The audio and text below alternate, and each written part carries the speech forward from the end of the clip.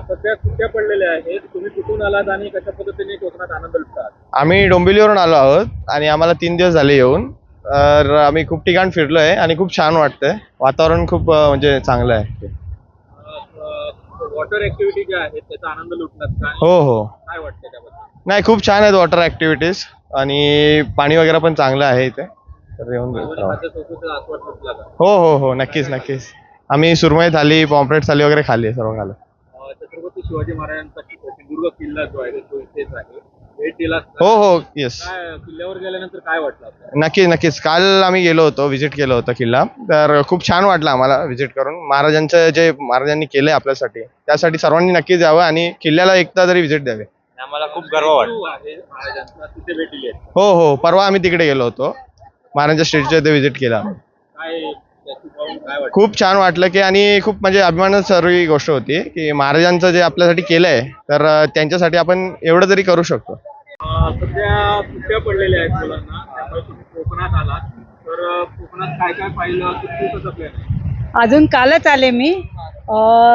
ते गार्डन काय कुठलं ते विसरली नाव. ते गार्डन पाहिलं, रॉक गार्डन. आणि बीच.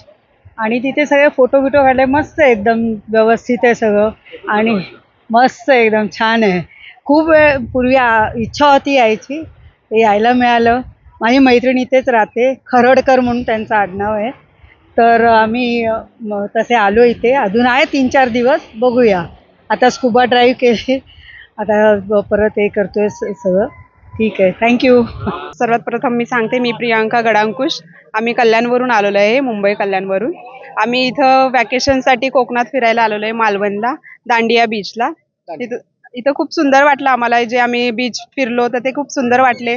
त्यांच्याकडे खूप साऱ्या ॲक्टिव्हिटी आहेत, वॉटर गेम्स आहेत, जसं की scuba diving, paragliding, banana riding, अशा खूप साऱ्या यांच्याकडे वॉटर ॲक्टिव्हिटी आहेत. तर त्या आम्ही एन्जॉय केलेल्या आहे. खूप सुंदर वाटलं आम्हाला.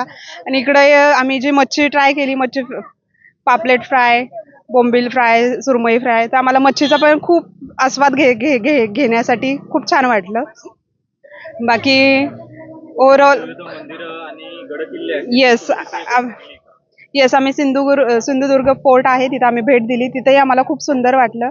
आम्ही तिथेही खूप सुंदर एन्जॉय केला. आम्ही खूप सारे मेमरीज कलेक्ट केल्या आहेत, जसे फोटो काढून घेतलेत, व्हिडिओ अँड ऑल.